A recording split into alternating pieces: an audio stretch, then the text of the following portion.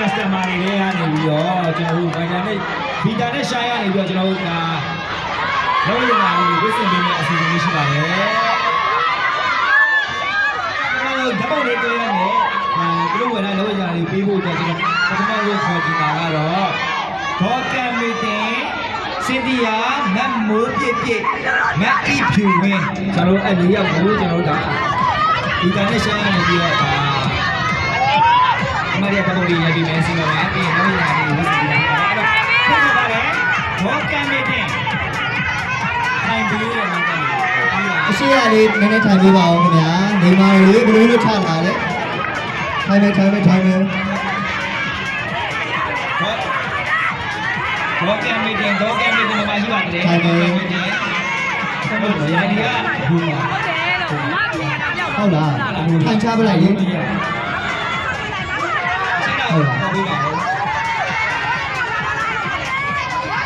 လားဒီ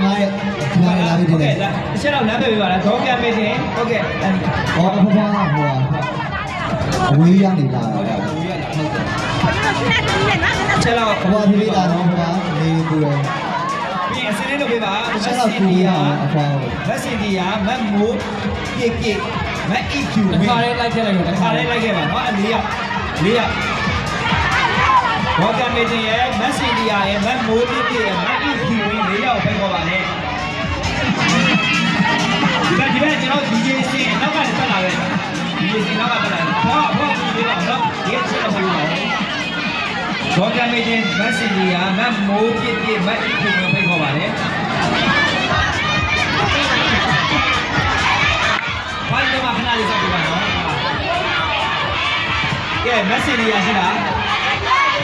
ကျွန်တော်တို့လာမတ်မိုးပြည့်ရှိလားမတ်မိုးပြည့်မတ်မိုးပြည့်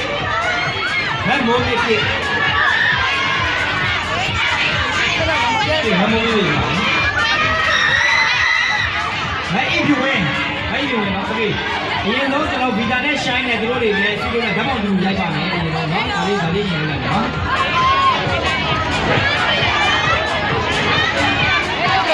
ဒီကတော့ညင်ရတယ်နော်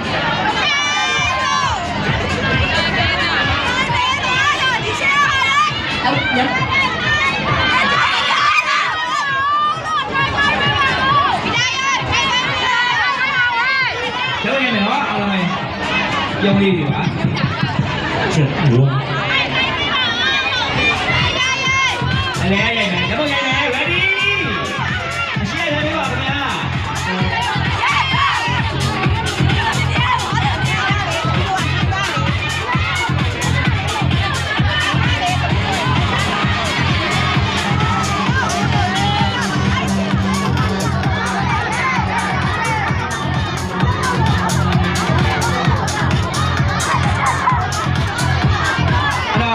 ကျွန်တော်တို့ဒီကနေ့ရှာရနေပြီးတော့အမတ်ရလာသူတို့ဝင်လာလို့လောရင်းလာလေးကိုဝစ်စင်ပေးမှာဖြစ်ပါတယ်ပထမဆုံးဒေါကံမင်းတင်ဒါဟောလာတယ်ဟုတ်တော့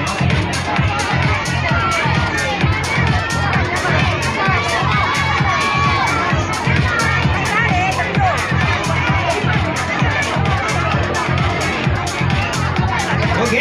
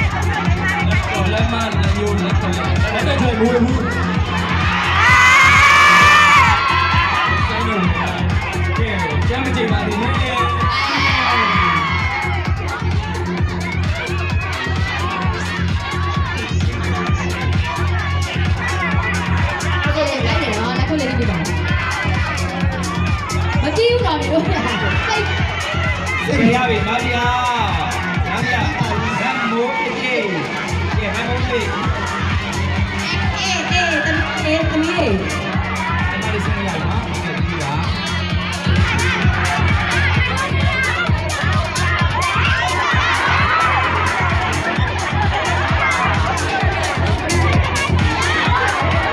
တောင်းပြက်လက်တွေတုံတယ်နော်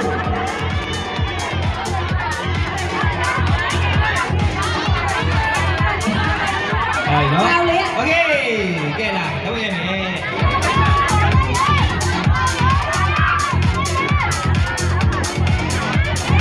อเคဒီပါကဲနောက်ကမတ်အီဖြူဝင်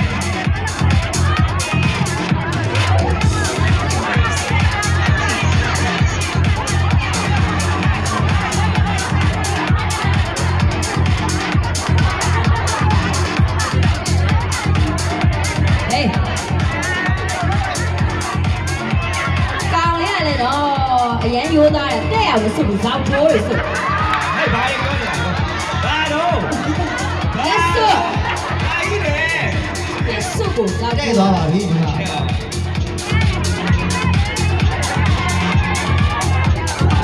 ပေါက်ကြီးပြုံးကြတော့မယ်စောင်းပေါက်ကြီး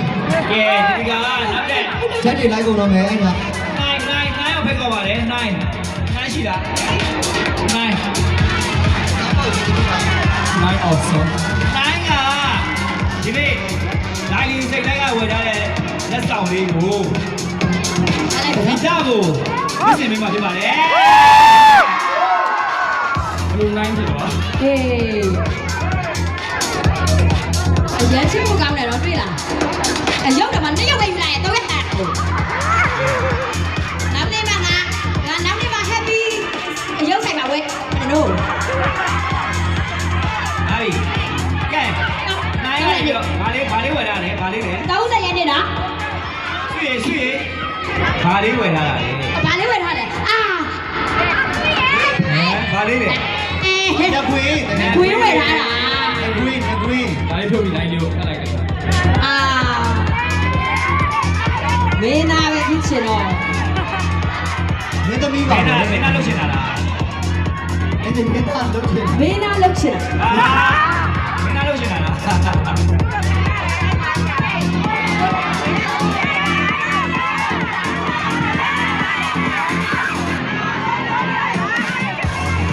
ကဲကွာမိုက်တယ်ကွာကဲ လက်တွေတုံနေတယ်ညီမလေးတစ်ပတ်လောက်ချလိုက်မှာတောက်လိုက်လက်တုံ အရန်လက်တွေတုံနေတယ်ဒီမှာလေးက ပြုတ်ကြမယ်နော်ပြုတ်ကြမယ်သမီးဒါလေးပြုတ်ကြမယ်ဖေဖေလက်တွေ ။အားကြီးပြတ်သွားရင်စိတ်ဆိုးမှာနော် ဒီကဲတုံနေတယ် ဟေးချစ်တယ်ဟေးပတ်ကဘွေးဘူးဖြစ်နေတာလေဟေးချစ်တယ်နော်အယုတ်ပါ30ရက်နေ့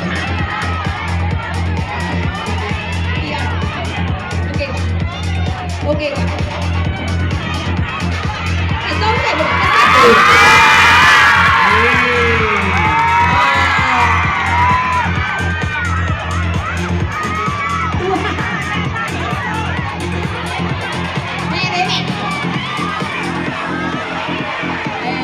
ညီမလေးလက်တော်တုံနေတယ်ညီမလေး ကျွန်တော်တဲ့ပြီးမှဝေးတာဟုတ်လေနှစ်ပေါက်လေဘာလို့ဟာလေ ရှိုင်း လက်တွေကသူကတုံးနေတာလေဟုတ်တယ်မလားကျွမ်းကျင်မှုမရှိနေဘူး ဘ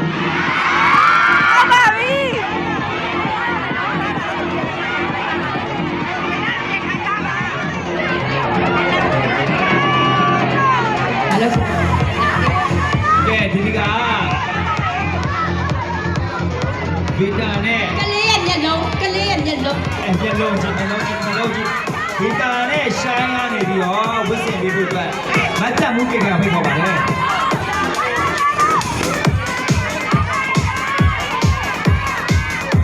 သုံးတယ်မဟုတ်နဲ့ဆက်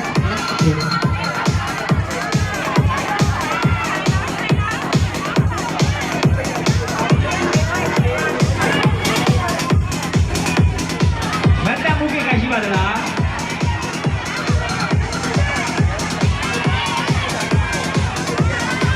မတ်တက်မှုကိကရှိပါသလားခင်ဗျာ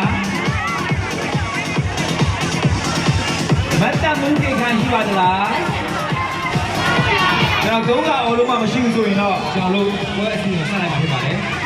မတ်တပ်ဘူးခေခံရှိပါသလားခင်ဗျာတခါ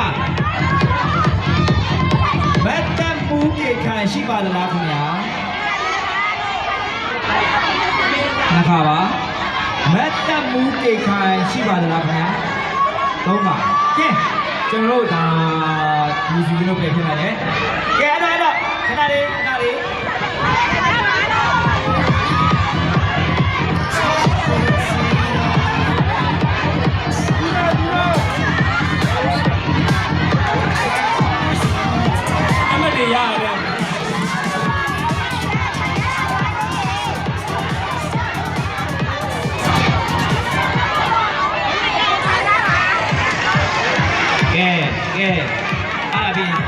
ဂိမ်းလေးဆော့မယ်နော်ကဲအကျွန်တော်လေး run လုပ်မယ်ဂိမ်းစီစဉ်လေးသွားလိုက်မယ်နော်လက်ဖက်ကိစ္စခဏလေးဆော့ပြီးနော်အရန်ချစ်တယ်နဲ့လက်တမှုကိစ္စကိုပေးလိုက်ပါအောင်ကဲဒီမှာပါ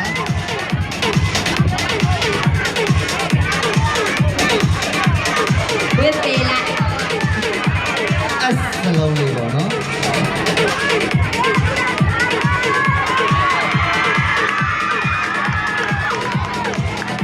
မိုင်းလေ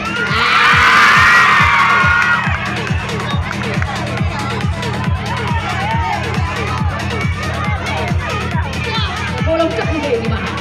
ဓာတ်လိုက်ကြလို့ပဲတော့ ဘာဖြစ်နေရလဲအဲ့ဒါဟဲ့ဘာဖြစ်နေဟိုဘက်ကတုံနေလို့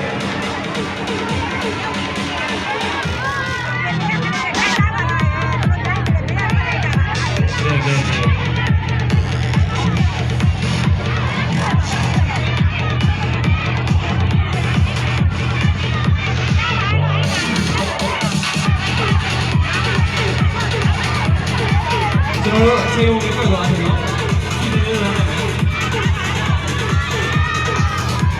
Yes okay ကျွန်တော်အဲ့လိုအတတိယဝတ်တင်ပေးတဲ့စီစဉ်လေးပြီးပါပြီ။ဘာလို့လဲ channel ဝယ်တဲ့လူတွေလည်းကျွန်တော်ဒီရအောင်မလူညွတ်တောင်းမှပါတယ်။ဘာဖြစ်လို့လဲဆိုတော့ကျွန်တော်ကအချိန်မရတဲ့အတွက်ကျွန်တော်ဒီလူရည်အတွက်နဲ့ပဲကျွန်တော်တို့ဒါဖြစ်တာဖြစ်ပါတယ်။အဲ့တော့ကျွန်တော်တို့ဒါ channel ဝယ်ယူတဲ့လူတွေအားလုံးလည်းအလူညွတ်ကျွန်တော်တို့ဒါဒီစိတ်တိုင်းမိသားစုကနေပြီးတော့ကိုစားတောင်းမှပေးပါတယ်ခင်ဗျာ။ Okay ကဲအဲ့တော့ဗီတာရဲ့ရှားရဲ့ဆွေရဲ့ဟိုဂိမ်းလေးတစ်ခုဆော့မယ်။လွယ်လေးပါကျွန်တော်တို့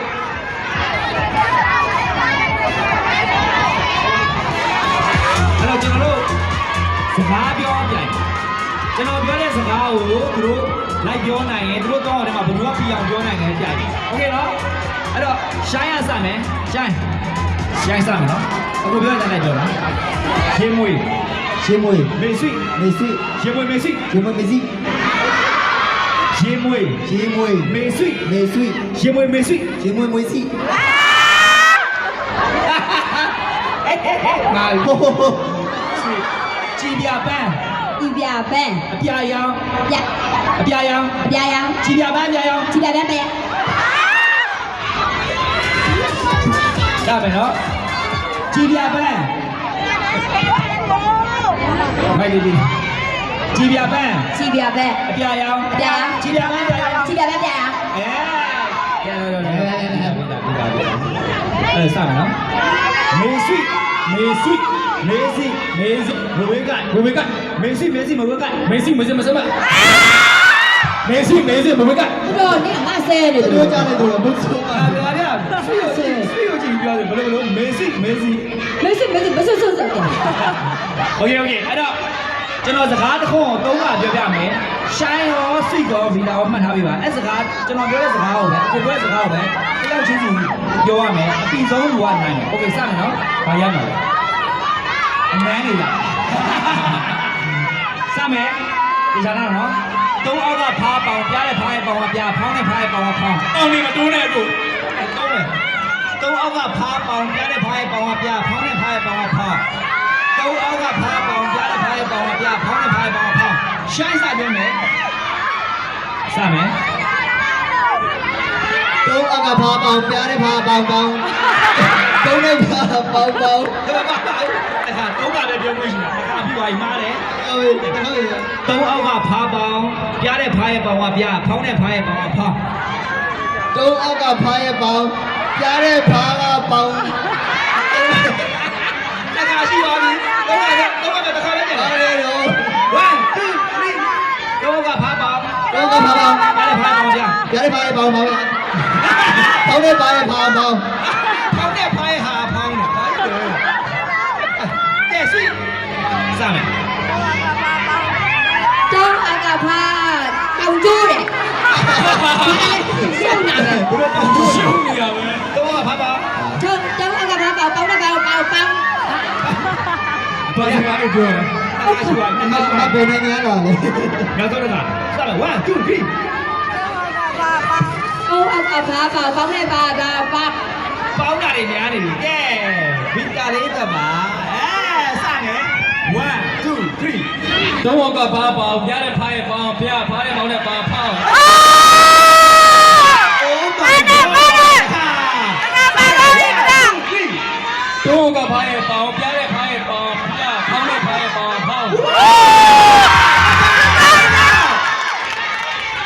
တော့ကဖားရဲ့ပေါင်းပြတဲ့ဖားရဲ့ပေါင်းဖျားဖောင်းတဲ့ဖားရဲ့ပေါင်း DJ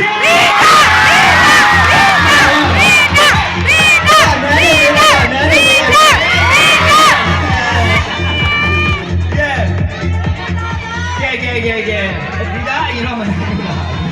ဒီကကျွန်တော်ရဲ့ဒီလေးရှိုင်းရဲ့ဒီဆိုတဲ့လေးစီဖြစ်ပါလေ တော့တရှိအေး ဒီကရှိ ဘယ်လိုဆိုတော့လဲ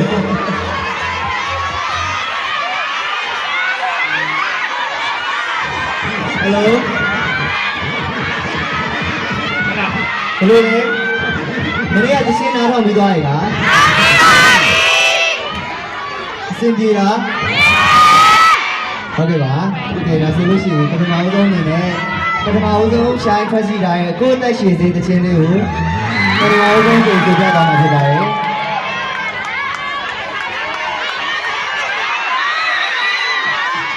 စာမွေးစစ်မယ်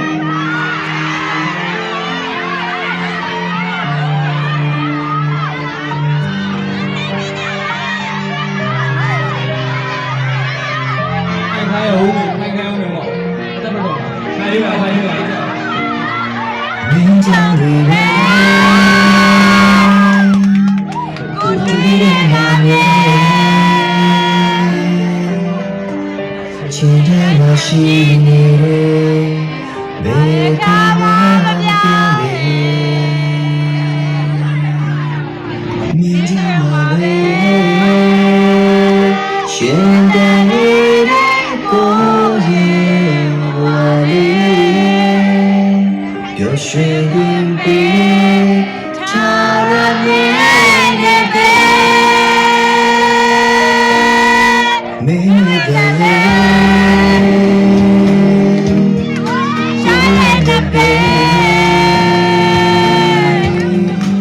ရှိတဲ့ရင်ပြေဆုံးတဲ့ကဘာယာယာလာပါတယ်မင်းကြောင့်ပါပဲရှင်တဲ့ကိုရဲ့ဝါလေးပျော်ရွှင်ခွင့်ပေးချာလာနေတဲ့ကိုဝါရဲ့နေအောင်အောင်နေမယ်ကိုအိမ်မတိုင်းမှာနဲ့ဒီနေ့လုံးနာပြေရဲ့ဝေးဘယ်မှာချမ်းသာတဲ့လင်းနေရမှာလာမင်းနဲ့ရာရာတိုင်းနဲ့ကျေးဇူးတင်နေအမြဲရှိနေပဲရှာတဲ့ရှိတဲ့အမေ Oh my god နိုင်ရနေကြတာပဲဒီကနေ့အဲ့ဒါလေဘယ်လိုရှိတဲ့ရှိသေးတယ်အားလုံးနဲ့ဘယ်တော့မှဗျာ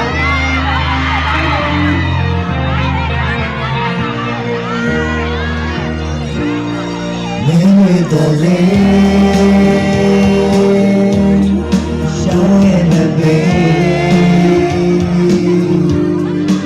ရှိပေးကြည့်စုံနဲ့ကဘာယာယာလာပါတယ် Oh မင်းကြောင့်ပါပဲရှင်တဲ့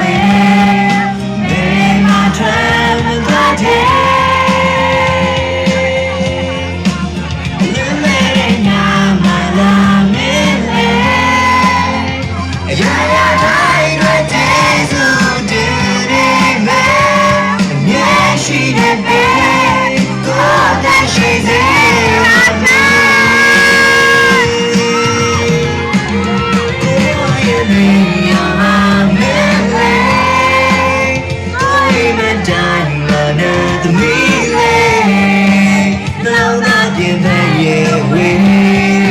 ဘယ်မှာထွက်မသွားတဲ့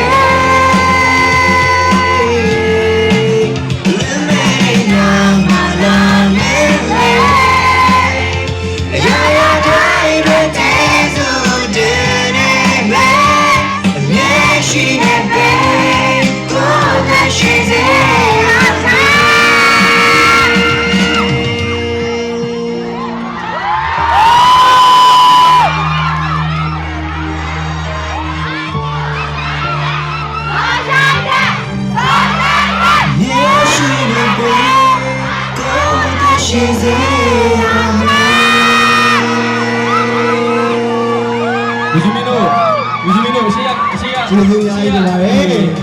အစင်မပြေတော့ဘူးတော့အရန်မတိုးပါနဲ့ စင်ပြေလား ကဲ အသက်ရှင်နေတဲ့ဘယ်သူတွေလဲကျေးဇူးများကြီးတင် ခ ပါ ဏ တ လေး ယ် ခဏလေးနောက်ကလူကြီးမင်းတွေလိမ္မာရယ်နော်ဒါချစ်တာတော့လားလိမ့်မယ်ရှေ့ကလူတွေဒီမှာတည်တော့မယ်ဖြစ်လေလေပြောအဲ့တော့အရန်မတိုးပါနဲ့နော်လိမ္မာအရန်မတိုးနဲ့နော် ကဲဒီကကျွန်တော်တို့လာလီစိတ်ထဲကနေဝင်ကဲ ရေလေးတွေလိုက်လီမှာရှိရင်ရေလေးတွေတိုက်ပြီးတော့အရန်ပူ ရေလေးတွေတိုက်ပေးပါဦးနော်ရေလေးတွေပြီးပါအဲ့တော့မျက်နှိုးပြည့်ပြည့်ကိုဖိတ်ခေါ်ပါတယ်မျက်နှိုးပြည့်ပြည့်ကနေပြီးတော့ရှိုင်းကိုတဲ့လာလီကဝင်ထားတဲ့လက်ဆောင်လေးတွေပေးခြင်းလို့ပါဟေးမျက်နှိုးပြည့်ပြည့်ကိုဖိတ်ခေါ်ပါတယ်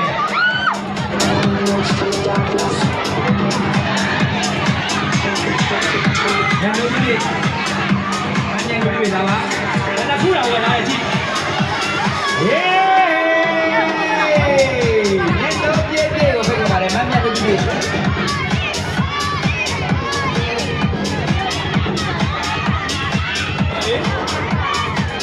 ကဲမညာတို့ပြည့်ပြည့်ဘယ်နှခုလဲဘယ်နှခုပေးပါလဲရှိုင်းကိုပေးပါဟေးဘယ်နှခုပေးရလဲငါးခု ခြေလိုက်တာ ကဲထပ်ပေါ်လေးရတယ်နော်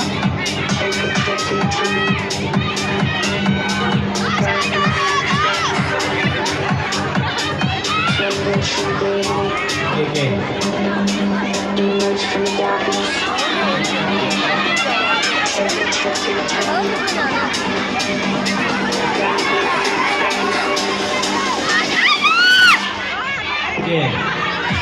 အဲ့တော့ဒီကကျွန်တော်တို့ဒေတာရဲ့ဖန်တွေရောက်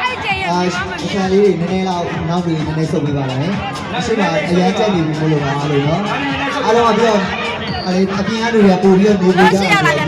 ။အေးစီလေးလေးထားပြီးအားပေးပါလို့နော်။မဟုတ်ဘူးနော်။ဒီမှာရနော် ထိုင်ပါ ဟုတ်ရှေ့ကလူတွေထိုင်ဝမ်နောက်ကလူတွေထိုင်မှာရှေ့ကလူတွေထိုင်လိုက်ပါလားလိမ္မာပါဒီ ဒီမှာရပါ ရှေ့ရလူတွေထိုင်နေပါ အဲ့လိုလေးကြည့်ရင်ပြင်ပြရလေးနော်။ညောင်းလေးတော့ထိုင်လဲထိုင်ရတယ်။ နောက်ဆိုရင်ဘယ်လိုလာမလဲကြီးကြီးဝမ်းစနဲ့လာမယ်စပန်ကောင်ဝင်လာမယ်နော်အဲ့ဒါအကိုက်ဆုံးမယ်နော်ဒီဟာလေးဝင်နေတာ โอเคအဲ့တော့ဒီကကျွန်တော်တို့ရှိုင်းရဲ့ဖန်တွေရောက်ရဲ့ဒီတိုက်ရဲ့ဖန်တွေရောက်ရဲ့ကျွန်တော်တို့ဂိမ်းဆော့မယ်ခဏလေးကျွန်တော်ခေါ်ပါကျွန်တော်ခေါ်ပါပ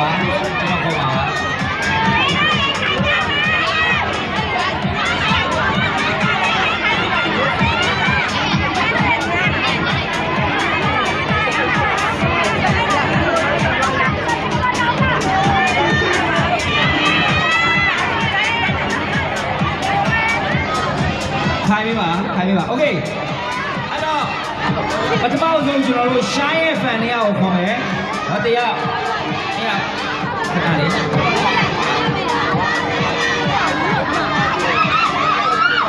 โอเคမပူတယ်ဆိုခဏရှော့တာဗီတာအတွက်ဖန်တွေကခဏလေး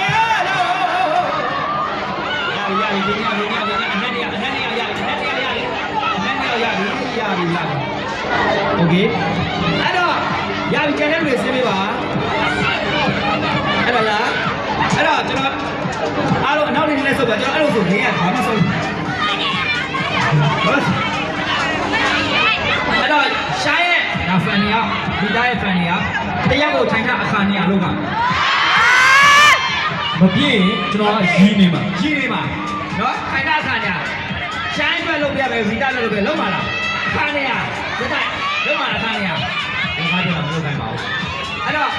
ကျွန်တော်ပြပြမယ်ညီမလေးတို့ကပြီးရင်ပြီးတော့မနားတော့ဘူးနော်ပြင်ရှုံးနေပြောတယ်နော်ရှိုင်းရှိမှာအကိုပစ္စည်းတစ်ခုဖွက်ထားမယ်နော်အဲ့ပစ္စည်းလေးပေါ့နော်အဲ့ပစ္စည်းလေးတစ်ခုကိုရှားမယ်ယောက်ျားလေးအသုံးဆောင်မဟုတ်တဲ့ပစ္စည်းတစ်ခုပါဗီတာရှိပါလေယောက်ျားလေးအသုံးဆောင်မဟုတ်တဲ့ပစ္စည်းတစ်ခုဖွက်မယ်အဲ့ပစ္စည်းကိုရှားမယ်အဲ့တော့ မောလို့ပါခဏ အဲ့တော့ဒီဘက်ကအရင်တွေ့ဒီဘက်ကနိုင်မယ်ဒီဘက်ကအရင်တွေ့ဒီဘက်ကနိုင်မယ်โอเคနော်တို့မျက်လုံးလေးစီးလိုက်ပါတို့နေရောက်မျက်လုံးစီးလိုက်ပါ အေးယူအေးကောင်းတယ်ဒီတာပြီးတော့ဘာဖြစ်လဲအိမ်မှာလာရတယ် ရှေ့လားရှေ့အနောက်လက်ပြီးလက်ရှေ့လက်နောက်လက်ပြီးလက်ရှေ့လက်အားလုံးပြောရင်းတော့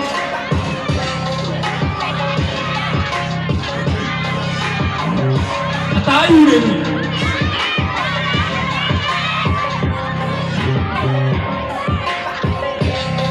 ဘာလဲရှေ့လက်ခဏဘာလဲရှေ့လက်ခဏโอเคအဲ့တော့ကျွန်တော်ဖွင့်တဲ့ပစ္စည်းတွေကယောက်ျားလေးအသုံးဆောင်မဟုတ်တဲ့ပစ္စည်းတစ်ခုပါโอเคရှေ့လက်ပါရှေ့လက်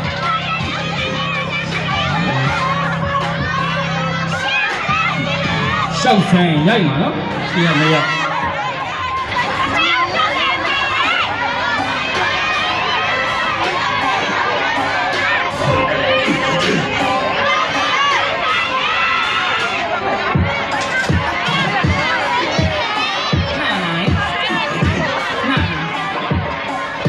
လာတယ်တားရလာတယ်လို့တို့နေချစ်တာရပြီ ရရရဒီကဆန်းလို့လေစိတ်ကိုခဏဆော့ လာရှားစားမယ်နော်ဒီမှာရှားရအနောက်မှာရှိတယ်စားမယ်ဒီတာအနောက်မှာရှိတယ် မဟုတ်စားလို့ရပြီလို့ပြောလေ စားမယ် ready 1 2 3စရှာလို့ရပါပြီ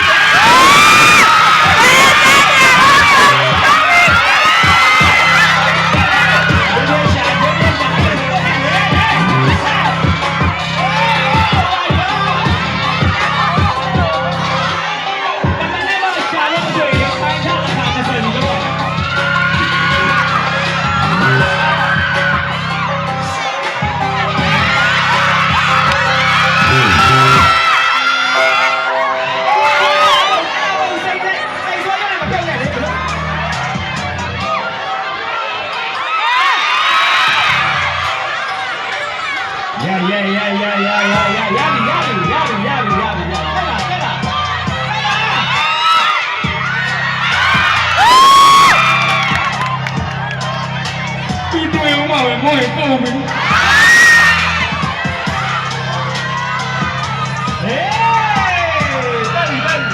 အဲ့မှာမျက်စိနေနေတော့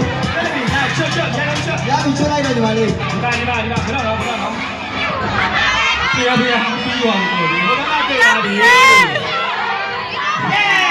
ဒီပညာတော့တရားပါလေ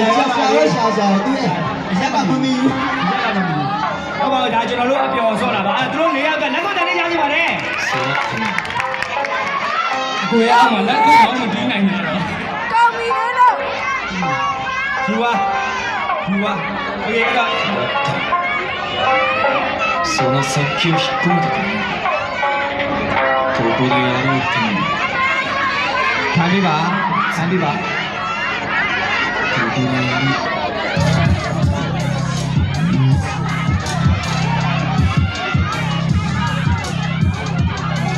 မမောင်းတော့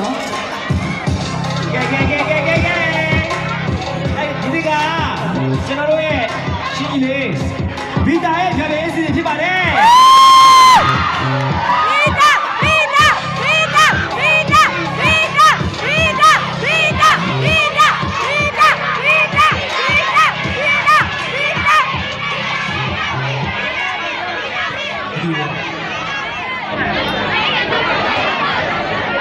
ဗ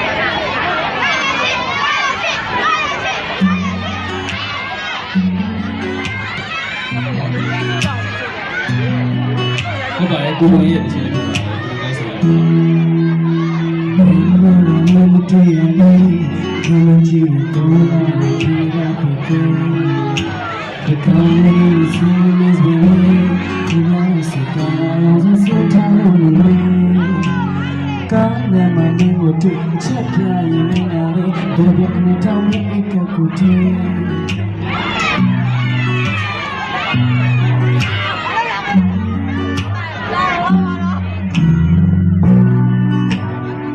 မဟုတ်ဘူးစကားပြောလို့ဒီရှင်းဆိုရင်ခွင့်တောင်းအောင်ပြန်ပြီးဖွင့်မယ်ဟ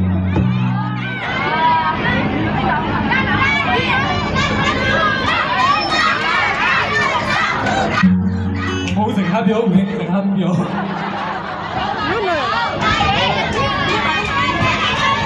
ကျွန်တော်တကယ်တော့ဒီတခြင်းကိုအရန်ကြိုက်လို့အရန်ဆိုချင်လို့ဒါဆိုထားတဲ့ဒါအရင်းဒီလိုကကိုယ်ကိုယ်ကိုကျွန်တော်ဒါဖတ်ပြပေးပါတယ်နော်ကျွန်တော်ဒီပွဲလေးမှာစုံပြပြပါတူတူရရင်တော့လိုက်ဆိုပါမရဘူးဆိုလို့ရှိရင်လည်းနားဆင်ပြပါခင်ဗျာ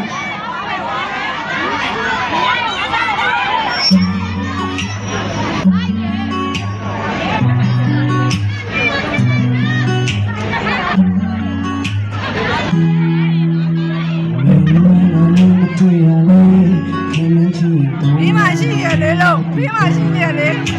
ဒီကောင်းလေးစီမစ်ဘယ်ဒီလိုစတာရောစတာလို့ကားနဲ့မနေလို့ချက်ပြရင်မလာတဲ့ဘယ်ဘက်နဲ့တောင်းနေကကိုတည်းစီစရာဒီကိုကမစီခွဲကိုနေလာရှိနေချင်တာလို့ကောင်းလို့လေငါပြေးချင်လို့ဝိုင်းလို့တာမေတ္တာတဲ့မင်းမီရာမင်းမီရာမ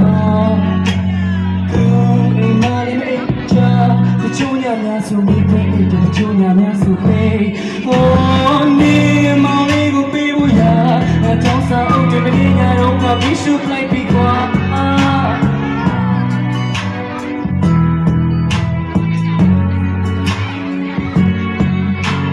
Zima le ya pipa Mari ya me ni ki ji ko ma go me ni ja Kill la dai ne chang ya go na na ke ma na ke lo saလူကောင်းကြောင့်ဟုတ်တာမင်းလည်းဒီပါ